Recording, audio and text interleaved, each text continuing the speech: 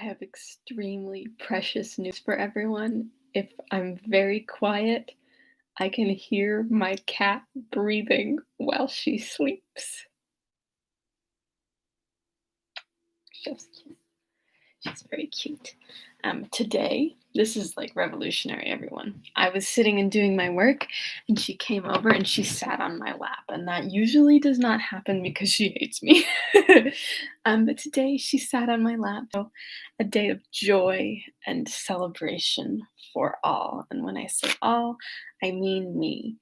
Um, I've just been working with my internship this morning. Nothing Nothing too exciting. I'm thinking about what I'm gonna eat for lunch. I haven't made a decision yet. I think there's some leftover frittata in the fridge, so I'm like the leftover garbage can of the family. Nobody else likes to eat leftovers except for me, so everyone's just like so I just end up eating all of the leftovers, and it's a lot of leftovers. A lot of leftovers. We made some beet pasta last night, and I don't know if I wanna eat all of that, guys. Can somebody else just, like, eat it for once? Um, I just have nothing is happening. I watched the film She's She Is Arisen. I watched the film Brief Encounter last night, and it was very interesting, and just like it's an adaptation of a Noel Coward play, and it was made in Britain during World War II. Which is an interesting thing. But like it was a really beautiful romantic piece, but it's also about like just accept your place and like make the sacrifice. So it was really interesting. I really enjoyed it. There's only a little bit of ugly crying. Uh, so that's all good.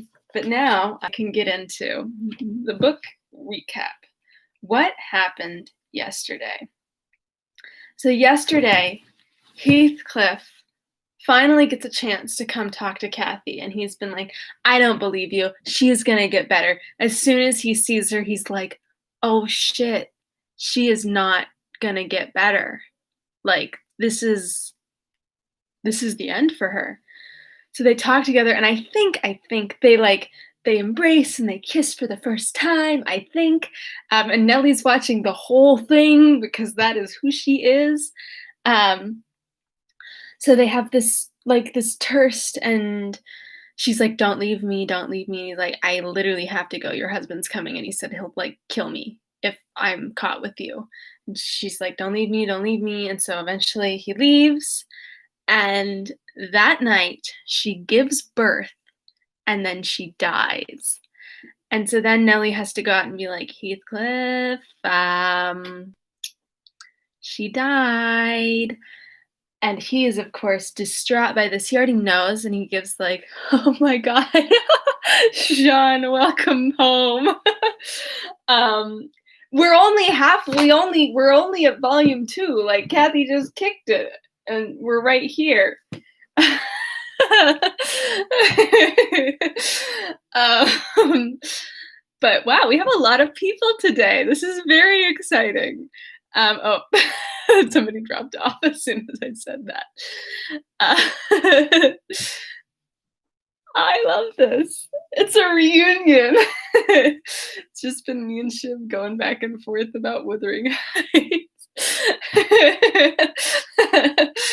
um, yeah, so Kathy died, and that's where we're at. She gave birth to the second Kathy and has now died. Yes. So that's what happened the last chapter. There's a really cool thing where like Kathy had a locket that had a lock of Edgar's hair in it, and Heathcliff got a chance to come. Incredible! That's very exciting. You will have to tell me more about this.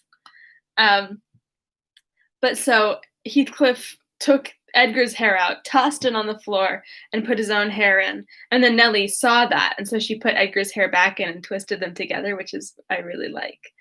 But yeah, all right. So this is a big boy chapter.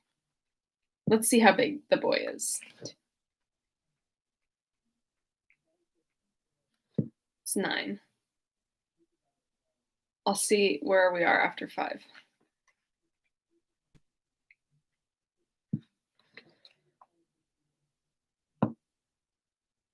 We are not talking about my hair? Well, thank you. Um, I'm always down to talk about my hair, but we are not talking about it, but we are now. Um, I will take any compliment I can get in this society. Um, we are out here doing things that we shouldn't be doing. I'm talking about me. Okay, let's do this. This is great. I'm gonna gaslight you guys into giving me compliments more. Thank you all. I appreciate that. Okie dokie, artichokes. Hey, well, mine I cut it myself, so it's a little scary. If the wrong thing happens to it, I look like oh, who is it? I think it's Mick Jagger. If the wrong thing happens, I end up looking just a little bit like Mick Jagger. But mostly I keep that under control. Okay, let's do it.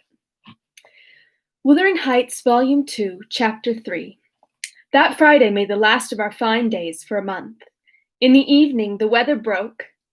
The wind shifted from south to northeast and brought rain first, then sleet and snow. On the morrow, one could hardly imagine that there had been 3 weeks of summer. The primrose and crocuses were hidden under wintry draughts. The larks were silent, the young leaves of the early trees smitten and blackened. And dreary and chill and dismal that morrow did creep over. My master kept his room. I took possession of the lonely parlor, converting it into a nursery. And there I was sitting with the moaning doll of a child laid on my knee, rocking it to and fro, and watching, meanwhile, the still driving flakes build up the uncurtained window when the door opened and some person entered, out of breath and laughing. My anger was greater than my astonishment for a minute. I supposed it one of the maids, and I cried, "Have done! How dare you show your giddiness here? What would Mr. Linton say if he heard you?" Okay. "Excuse me," answered a familiar voice, "but I know Edgar is in bed and I cannot stop myself." With that, the speaker came forward to the fire, panting and holding her hand to her side. "I've run the whole way from Wuthering Heights," she continued after a pause. "Except where I've flown. I couldn't count the number of falls I've had. Oh, I'm aching all over. Don't be alarmed. There shall be an explanation as soon as I can give it. Only just have the goodness to step out and order the carriage to take me to Gimmerton, and tell a servant to seek up a few clothes in my wardrobe." Jean, do not, I mean, I was also afraid, but I couldn't stand it anymore, and I did it. Um, the intruder was Mrs. Heathcliff. She certainly seemed in no laughing predicament. Her hair streamed on her shoulders, dripping with snow and water. She was dressed in the girlish dress she commonly wore, befitting her age more than her position, a low frock with short sleeves and nothing on either head or neck. The frock was of light silk and clung to her with wet, and her and her feet were protected merely by thin slippers. Add to this a deep cut under one ear, which only the cold prevented from bleeding profusely, a white face scratched and bruised, and a frame hardly able to support itself through fatigue, and you may fancy my first fright was not much allayed when I had leisure to examine her. Jean, for context, a frog? Um, Isabella had the hots for Heathcliff. Isabella, Edgar's sister, had the hots for Heathcliff. And then Kathy told Heathcliff and was like, "Ugh, she's so gross, right?" And Heathcliff was like, "Yeah." And then he married her anyways. They eloped. And then Edgar cut off Isabella entirely. And now Isabella wrote a letter to Nellie that was like, "Oh my God, like, you have to come help me. I'm like, this house is the worst." And like Heathcliff married Isabella to literally just to manipulate and hurt Edgar. And then he's just like manipulating and hurting her as much as he possibly can. And it's really gross. But Basically, Heathcliff was like, "You can leave anytime you want," and Isabel's like, "Well, bitch, I tried to leave and you didn't let me." Um, and then he's like, "Well, that's because you're mine and you can't leave." And she's like, "Well, at least come on, man." So she's stuck. But maybe she just escaped. So I'm harboring hopes, but I'm sure they will be dashed. "My dear young lady," I exclaimed, "I stir nowhere and hear nothing till you have removed every article of your clothes and put on dry things, and certainly you shall not go to Gimmerton tonight, so it is needless to order the carriage." "Certainly I shall," she said, "walking or riding, yet I've no objection to dress myself decently, and see how it flows down my neck now. The fire does make it smart." She insisted on my fulfilling her directions before she would let me touch her. And not till after the coachman had been instructed to get ready, and a maid set to pack up some necessary attire, did I obtain her consent for binding the wound and helping her to change her garments. "Now, Ellen," she said when my task was finished, and she was seated in an easy chair on the hearth, with a cup of tea before her, "you sit down opposite me and put Catherine's baby away. I don't like to see it. You mustn't think I care little for Catherine, because I behaved so foolishly on entering. I've cried too bitterly. Yes, more than anyone has reason to cry. We parted unreconciled, you remember, and I shan't forgive myself. But for all that, I was not going to sympathize with him, the brute beast. Oh, give me the poker. This is the last thing of his I have about me." She slipped the gold ring from her third finger and threw it on the floor. "Hell yeah. I'll smash it," she continued, striking with childish spite, "and then I'll burn it." And she took and dropped the misused article among the coals. "There, he shall buy another if he gets me back again. He'd be capable of coming to see me, to tease Edgar. I dare not stay, lest the notion should possess his wicked head.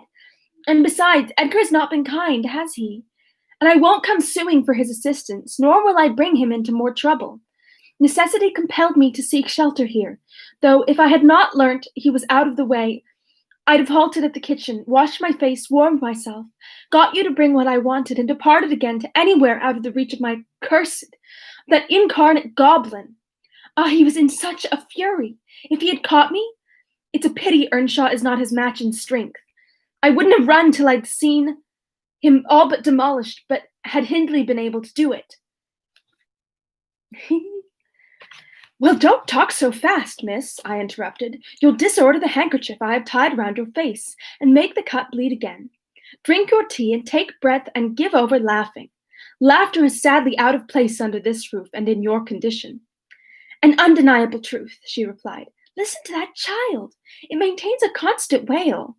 Send it out of my hearing for an hour. I shan't stay any longer."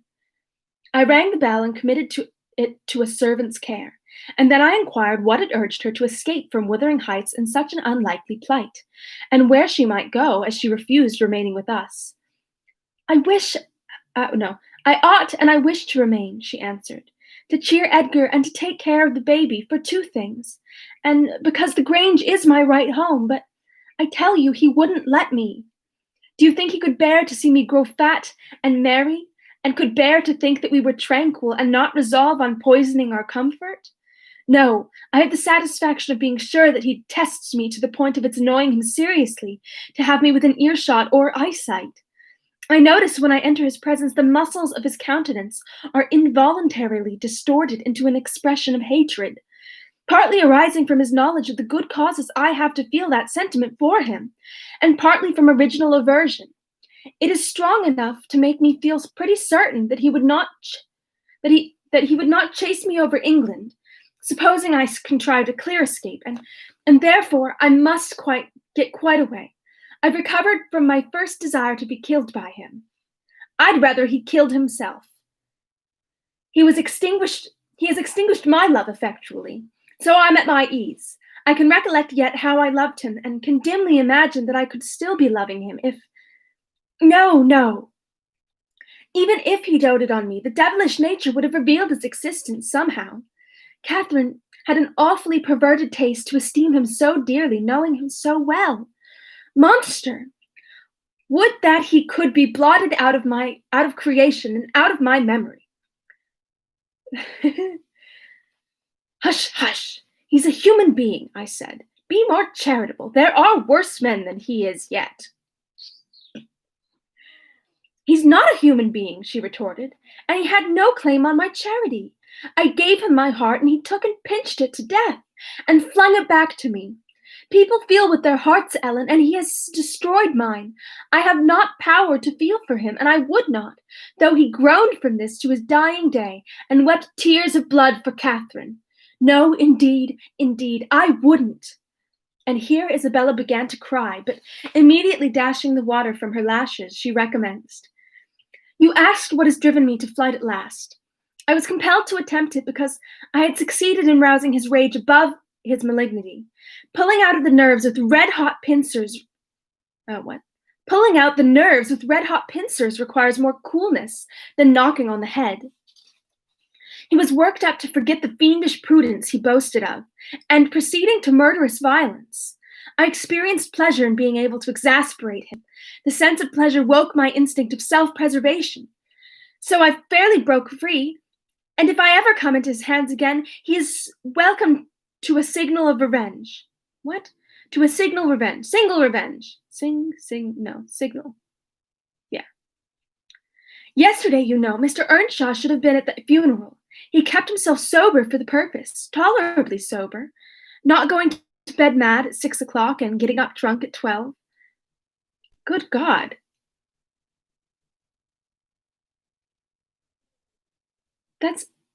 Am I crazy? Is that 18 hours of sleep? That's not. Like Isabella, she's a little problematic, but like she doesn't deserve this. Nellie, similarly pretty problematic, but like maybe her heart is in the right place. The rest of them, no. That's gonna be a no. Let's see. Consequently, he rose in suicidal low spirits, as fit for the church, as for a dance, and instead he sat down by the fire and swallowed gin or brandy by tumblerfuls. Heathcliff, I shudder to name him.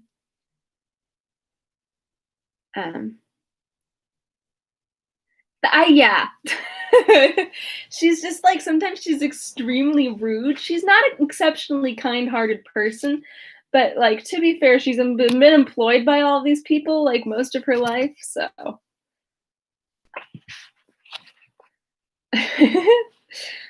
Heathcliff, I shudder to name him, has been a stranger in the house from last Sunday till today.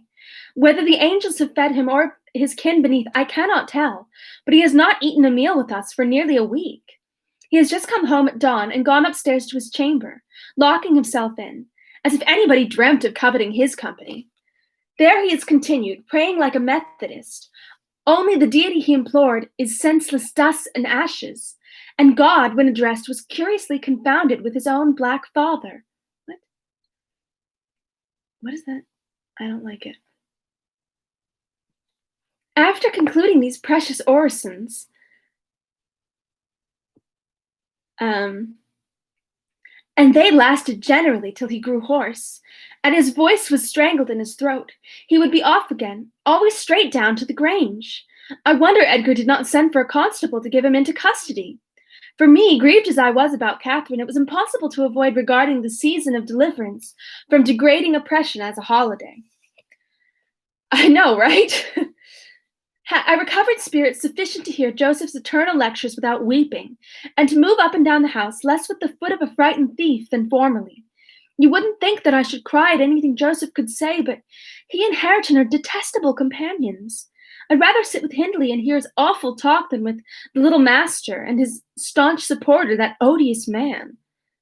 When Heathcliff is in, I'm obliged to seek the kitchen and their society, or starve among the damp, uninhabited chambers. When he is not, as was the case this week, I established a table and chair at one corner of the house fire, and never mind how Mr. Earnshaw may occupy himself.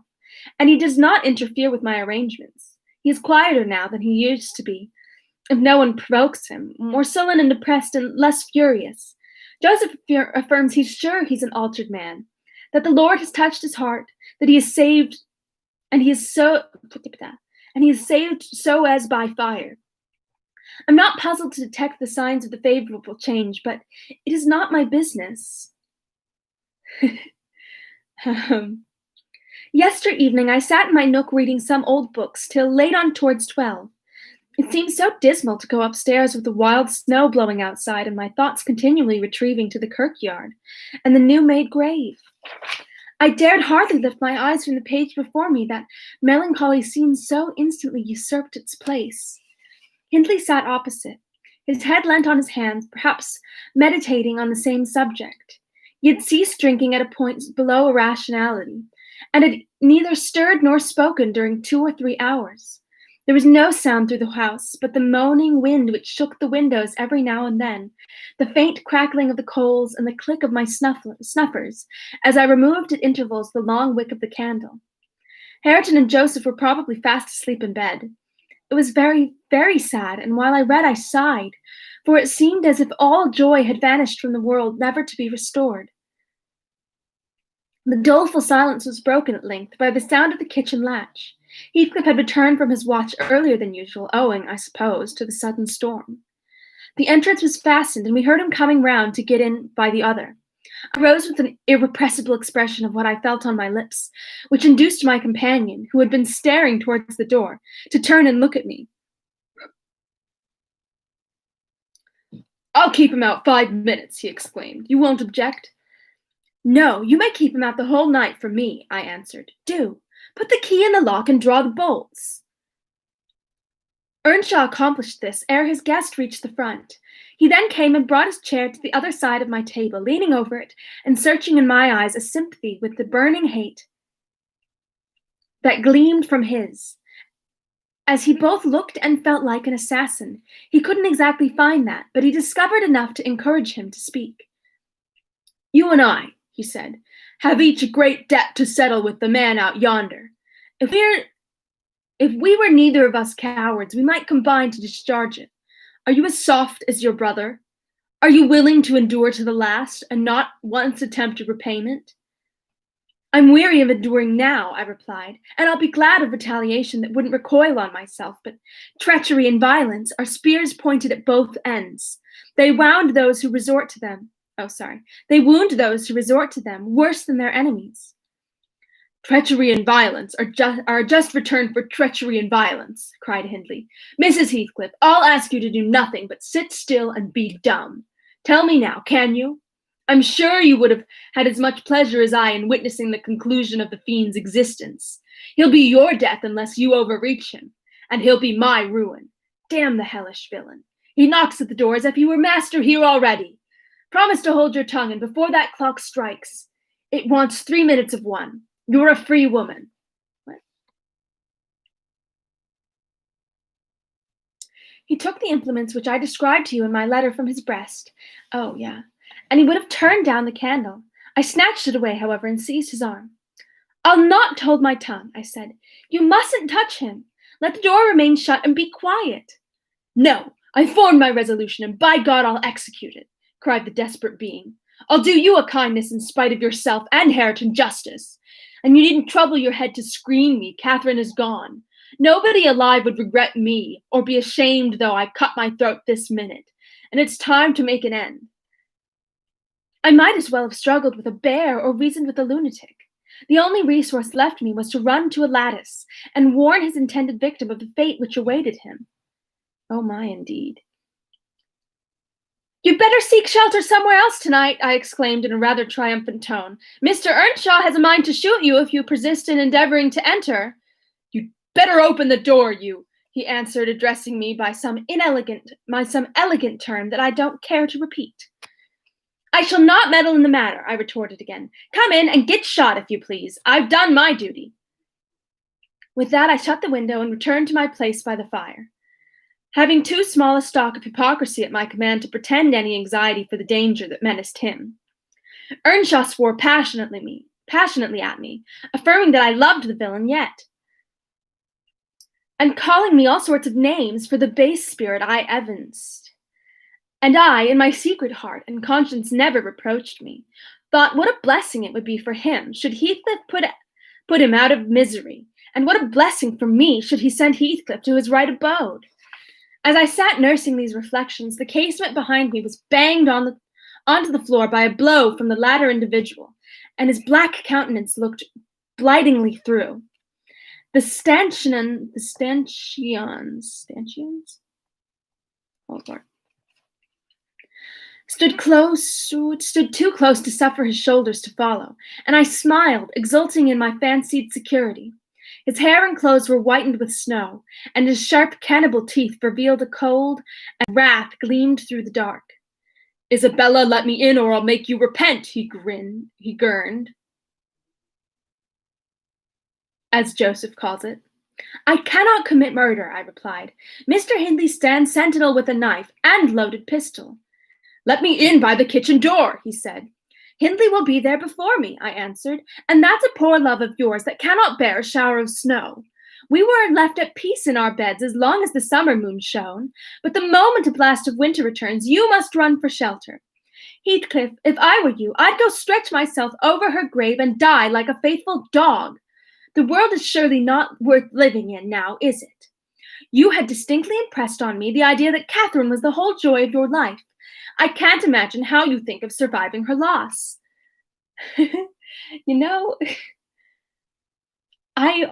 She's not wrong. He's there, is he? Exclaimed my companion, rushing to the gap. If I can get my arm out, I can hit him. That's how I'm going to do Hindley's voice from now on. I'm afraid, Ellen, you'll set me down as really wicked, but you don't know all, so don't judge. I wouldn't have aided or abetted an attempt on even his life for anything. Wish that he were dead I must, and therefore I was fearfully disappointed, and unnerved by terror for the consequences of my taunting speech, when he flung himself on Earnshaw's weapon and wrenched it from his grasp. The charge exploded, and the knife okay, watch out, this is getting a little gross. The charge exploded, and the knife, in springing back, closed into its owner's wrist. Heathcliff pulled it away by main force, slitting up the flesh as it passed.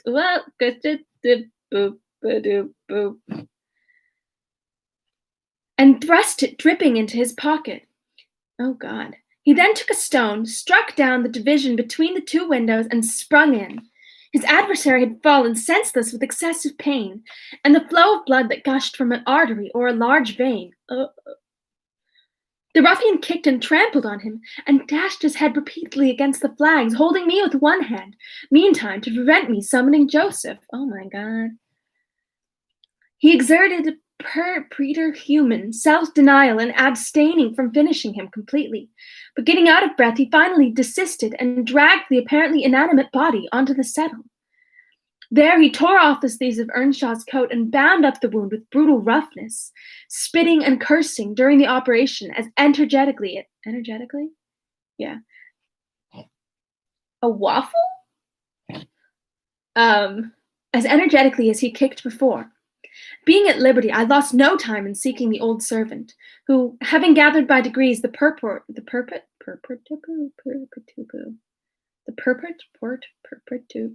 I can't do it. I haven't seen that Vine. I'm sorry. I'm not. I'm extremely literate in classic literature, extremely bad on the Vines. I still can't read purport. Let's do it that way. Having gathered by degrees the purport of my hasty tale, hurried below, gasping as he descended for some reason, Isabella just is lightning pace to me, and I'm struggling. Oh, God. Oh, I don't want to read that word again. Okay. Hurried below, gasping as he descended the steps, two at once. What is there to do now? What is there to do now? There's this to do, thundered Heathcliff, that your master's mad, and should he last another month, I'll have him to an asylum. How the devil do you come to fasten me out, you toothless hound? Don't stand muttering and mumbling there. Come, I'm not going to nurse him. Wash that stuff away, and mind the sparks of your candle. It's more than half brandy. And so you've been murdering on him, exclaimed Joseph, lifting his hands and eyes in horror. If ever I seed a sight like this, may the Lord... Heathcliff gave him a push onto his knees in the middle of the blood and flung a towel to him. But instead of proceeding to dry it up, he joined his hands and began a prayer which excited my laughter from its odd phraseology. I was in the condition of mind to be shocked at nothing. In fact, I was as reckless as some malefactors show themselves at the foot of the gallows. Oh, I forgot about you, said the tyrant. You shall do that. Down with you. And you conspire with him against me, do you, viper? There, that is work fit for you. He shook me till my teeth rattled and pitched me beside Joseph, who steadily concluded his supplications and then rose, vowing he would set off for the Grange directly. Mr. Linton was a magistrate, and though he had 50 wives dead, he should inquire into this. What? I'm confused. Confused I am. He was so obstinate in his resolution that Heathcliff deemed it expedient to compel from my lips a recapitulation of what had taken place, standing over me, heaving with malevolence as I reluctantly delivered the account in answer to his questions. It required a great deal of labor to satisfy the old man that he was not the aggressor. What? Especially with my hardly wrung replies. However, Mr. Earnshaw soon convinced himself that he was alive still. He hastened to administer a dose of spirits, and by their succor, his master presently regained motion and consciousness. What? I'm confused. What's happening? Who's this? Who was not the aggressor? Too many men. This is why we shouldn't write things with all men, because then we all get confused.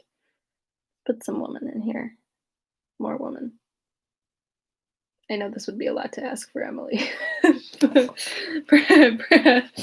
Joseph, Heathcliff.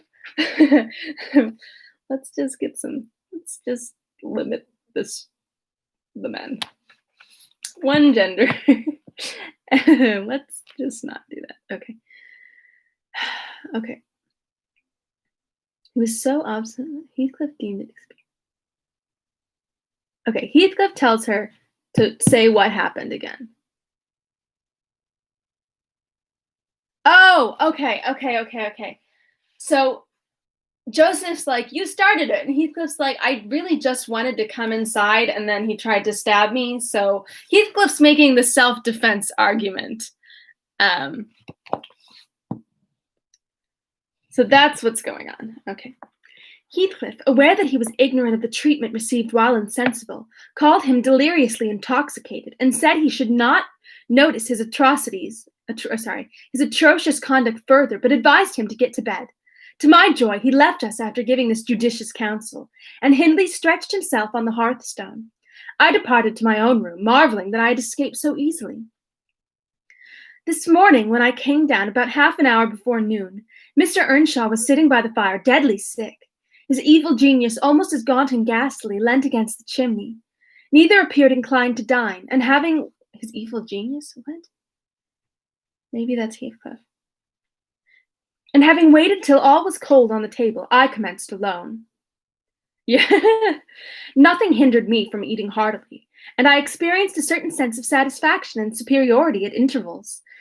As, at intervals, I cast a look towards my silent companions and felt the comfort of a quiet conscience within me. After I had done, I ventured on the unusual liberty of drawing near the fire, going round Earnshaw's seat and kneeling in the corner beside him. Heathcliff did not glance my way, and I gazed up and contemplated his features, almost as confidently as if they had been turned to stone. His forehead, that I once thought so manly, that I now think so diabolical, was shaded with a heavy cloud.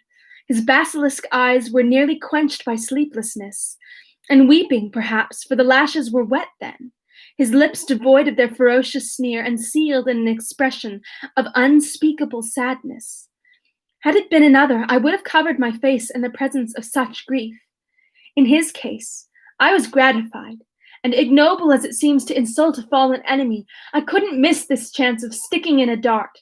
His weakness was the only time when I could taste the delight of paying wrong for wrong. Okay, I think I'm going to halt there for today because I need to eat some lunch, walk around, and there's still 4 pages left in the chapter, so that'll be enough for tomorrow. And then we will just continue on our merry way. Oh my god, there's a chapter that's 2 pages long coming on. Good for her. That's all. I know that meme. I didn't know memes. Good for her. um, Okie dokie. Thanks for tuning in today.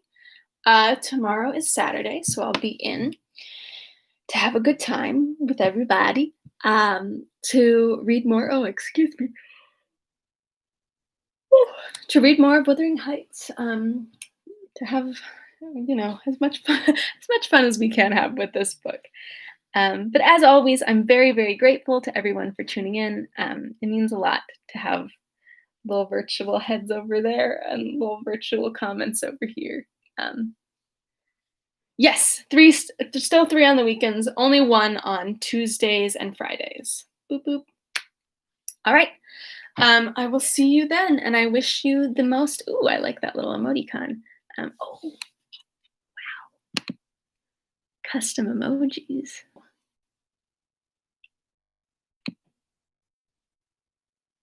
Oh my god. Look at this little boy I found. Look at him. I'm trying to send him, but it appears to have really taxed my computer. Hello. Did I do it? What's happening?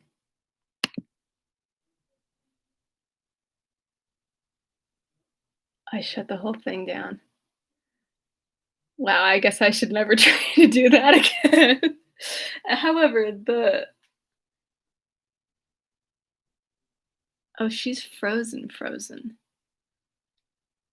Interesting.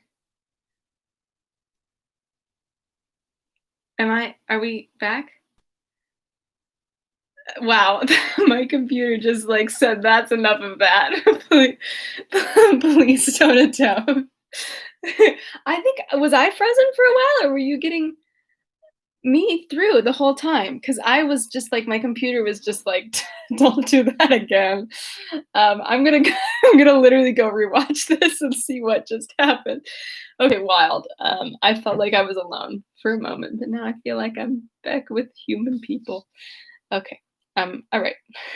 That's great. That's good to hear that I can send little boys little boys in the chat without much harm. But like what an incredible little man. What a guy. Okay. I'm leaving now. I'm gonna go eat some frittata. This has been wonderful as usual. I hope that you have a great rest of your day, that your weekend is restful, that everybody's doing okay, because I know that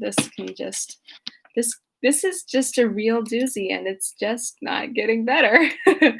So I love you all heartily, and I hope to see you all soon because I'm hug starved. So and I usually am very bad at hugging people. I'm very bad at it. How can you be bad at hugging people? You wonder. Anxiety is the answer. Okay, I'm leaving now. I want to eat. Okay, goodbye. Thank you for tuning in. I'll see you soon. Bye.